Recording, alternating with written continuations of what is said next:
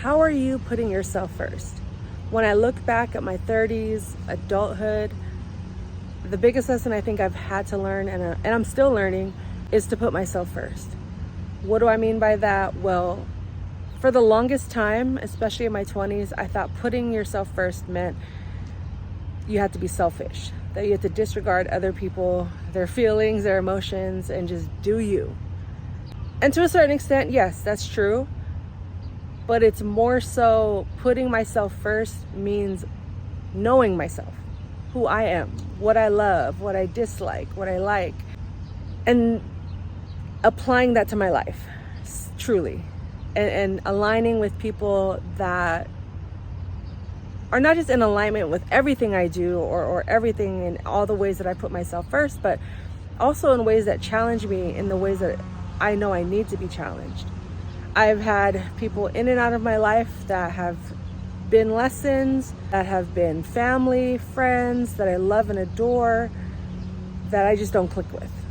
Or I've had friendships where they were terrible, but I overlooked it for the sake of peace. And I wasn't putting myself first in any of those situations. Now, I understand why you get older, you have less friends, you go out less, because you really do have to put yourself first. And your habits, your hobbies, your likes and dislikes, again, they're all going to change and evolve. And it's not going to look the same as it did 5 years ago. I think that's a harsh reality a lot of us aren't ready to admit or embrace. And we kind of get stuck in an era or a time in our lives when life was just that good. But believe me, it gets a lot better when you know yourself that much better. I guarantee it, because I'm living proof that it's true. You know, I always wanted like a busy life. I'm here, I'm there, I'm everywhere, and I'm so grateful for all of that life experience. But truly, I don't have that much energy. And the older and wiser I've gotten over time, you really just do have less time for the BS. But I didn't always recognize the BS. I always just kind of took it on the chin and let it be, keeping terrible people in my circle. And looking back, I'm like, yeah, I didn't really have, I didn't have the courage to stand up for myself. So in that sense, I didn't really know who I was when it came to asserting myself and my power. I didn't know what my power was. You know, shout out to Beyonce. She's helped me a lot through, a lot of her music has helped me through getting to know myself and feeling empowered. You know, I know a lot of people look at her music as just pop music, but if you really just sit with a lot of her songs back to back to back, you will feel empowered. But again, I can only speak for myself.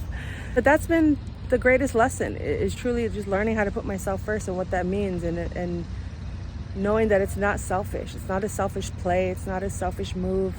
Getting to know yourself is the best investment you'll ever provide for yourself in life. Outside of money, outside of your career, outside of family and friends, it's like, put yourself first. Get to know you. What do you like? What do you dislike now at your big age? I don't like the same things that I liked when I was even 35, when I was 30, 25, 20. For sure, not in my teens or when I was a kid. But there still are things that I have taken from those eras and those time periods that I'm incorporating and infusing into my now adult life, such as playing outside. I talk about this all the time. I think over the years, we tend to lose sight of that playful aspect of ourselves, that childlike nature.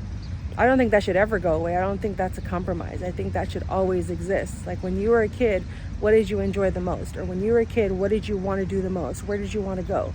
Is there a way for you to provide that for yourself today? At least for one time, once a day, every day, once a month. Give yourself that joy. Give yourself that light, that love, because it goes a long way and it's so important. And as you get to know yourself better and you start to assert yourself in certain situations, people aren't going to like that. Well, the people that aren't supposed to be in your life aren't going to like that. And the people that are meant to be in your life will have a conversation. They'll give you that safe space to get to know yourself. They'll challenge you in the best ways possible. They'll uplift you and encourage you throughout this process. Because it's not easy getting to know yourself. It's a challenge, especially when you want to keep the people that you love in your life. And it doesn't necessarily mean that you're going to lose everyone, but there will be some moments in time where you're going to question, like, what value does this person bring me? Am I growing being with them, or do I feel miserable all the time? And when I'm going through moments like that, where I'm questioning people, when I'm questioning myself, is this reflective upon my integrity, my values, my morals, my future, my goals, the quality of life and love that I need in my life? Then that's when I really just sit down and say, okay, I don't think this is working out. What is my exit plan?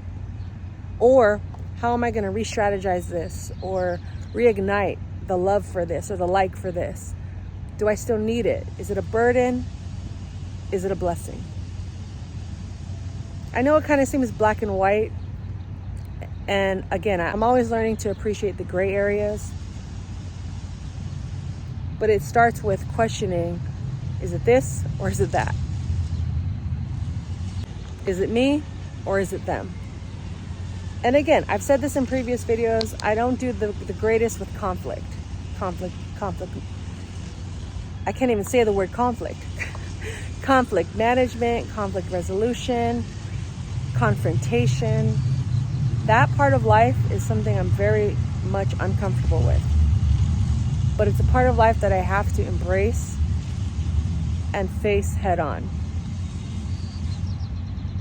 And when I do, I don't want it to be so extreme, because that's the 0 or 100 part of me that, I'm an Aries, I'm a Ram, so it's like I like to go at things quickly versus let me marinate for a bit, let me go for a walk, let me take a few deep breaths, let me meditate on this, let me pray, let me write some notes down.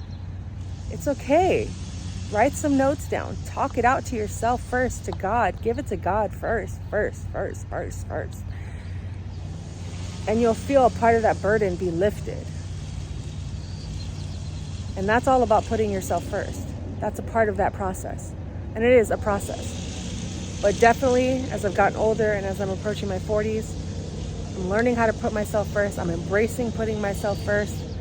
And it doesn't mean that I'm excluding anyone or that I'm pushing anyone away. It's truly just a journey in getting to know myself better, a life lesson in getting to know myself better, appreciating and loving myself stronger. I need that. You need that. We all need that. So let me know again, how are you putting yourself first this year, this quarter, this month, this season? And if you need someone to encourage you, uplift you, stick around, subscribe, follow. I'm here to help. But I'm going to be putting myself first. So I'm going to go for a walk, play some basketball, run, walk, maybe do a puzzle, watch my favorite show, dance to my favorite songs, call one of my besties, eat my favorite foods, travel, all of that. So go have some fun, go play outside, and we'll talk soon. Peace!